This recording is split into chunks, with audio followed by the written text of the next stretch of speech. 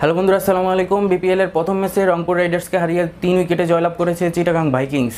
প্রথমে আশরাফুলের চিটাগাং ভাইকিংস টসে জিতে ফিল্ডিং করার সিদ্ধান্ত নিয়েছেন, যেখানে অধিনায়কত্ব করছিলেন মুশফিকুর রহিম। তো 99 রানের লক্ষ্যে খেলতে নেমে কিন্তু অসাধারণ কৃতিত্বের সাহায্যে তারা কিন্তু 101 রান তুলেছেন এবং 3 উইকেটে জয়লাভ করেছে। তো বন্ধুরা, এই ম্যাচে আসলে South African Robbie Frylinck man of the ম্যাচের পুরস্কারটি পেয়েছেন এবং তার অসাধারণ অলরাউন্ড নৈপুণ্যে কিন্তু এই চট্টগ্রামের এই জয়টি রয়েছে। তো বন্ধুরা, আসলে আমি স্কোর কার্ডটি একটু সংক্ষিপ্তভাবে আপনাদেরকে জানিয়ে দেওয়ার চেষ্টা করব।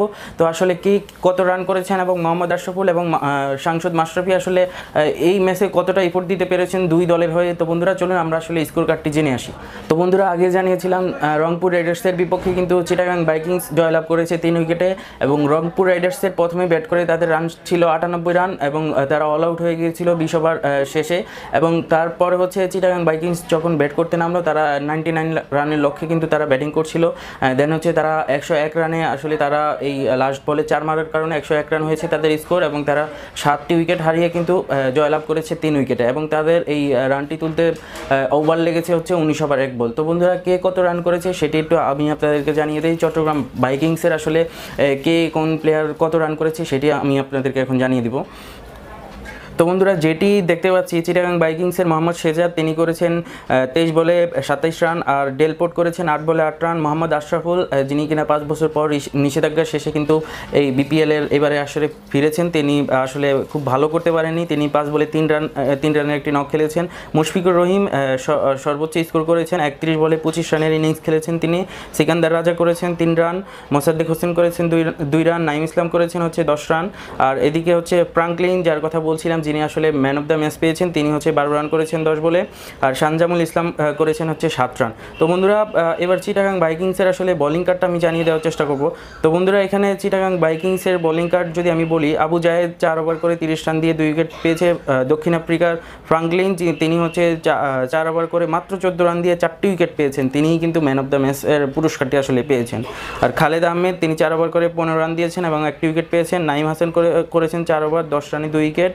তো বন্ধুরা, চিটাগাং ভাইকিংসের আসলে এই বোলারগুলোই কিন্তু আসলে উইকেটগুলো শিকার করেছেন রংপুর রাইডার্সের। তো বন্ধুরা, চলুন আমরা রংপুর রাইডার্সের স্কোর কার্ডটি জেনে আসি। তো প্রথমে হচ্ছে মাশরাফি বিন মুর্তজা, তিনি হচ্ছে 4 ওভার বল করে 24 রানের খরচায় 2টি উইকেট পেয়েছেন। শফিউল ইসলাম 2 ওভার 1 বলে 19 রান খরচায় তিনি 1টি উইকেট পেয়েছেন। নাজমুল ইসলাম 4 ওভার করে 17 রান দিয়ে 1টি উইকেট পেয়েছেন। আর হচ্ছে রাজা 2 ওভার করে 10 রান দিয়ে 1টি উইকেট পেয়েছেন।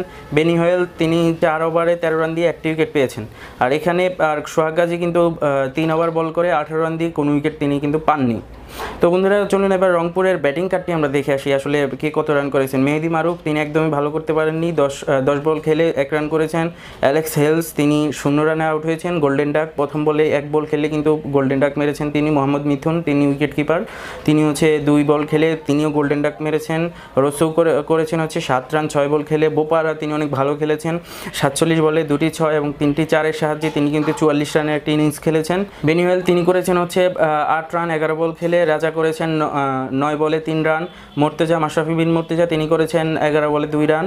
সোহাগ গাজী 17 বলে 21 রান করেছেন। নাইম ইসলাম করেছেন 5 বলে 4 রান। আর শফিউল ইসলাম 1 বলে 1 রান করে অপরাজিত ছিলেন আর কি, হ্যাঁ, তিনি আউট হননি। তো বন্ধুরা, এই ছিল দুই দলের স্কোর কার্ড এবং কে ম্যান অফ দ্য ম্যাচ পেয়েছেন এবং কারা জয়লাভ করেছেন আপনারা এই ভিডিওর সাহায্যে জানতে পারলেন। তো বন্ধুরা, আশা করি এই নিউজটিকে সবাই লাইক দিবেন এবং পাশে থাকা সাবস্ক্রাইবার বাটনটিতে ক্লিক করবেন এবং তার সাথে সাথে বেল আইকনটিতেও ক্লিক করে দিবেন। তো বন্ধুরা, দ্বিতীয় ম্যাচের যে আপডেটটি রয়েছে সেটি আমি আপনাদেরকে দ্বিতীয় ম্যাচ শেষে জানিয়ে দেওয়ার চেষ্টা করব। তো বন্ধুরা, সবাই ভালো থাকবেন। আসসালামু আলাইকুম।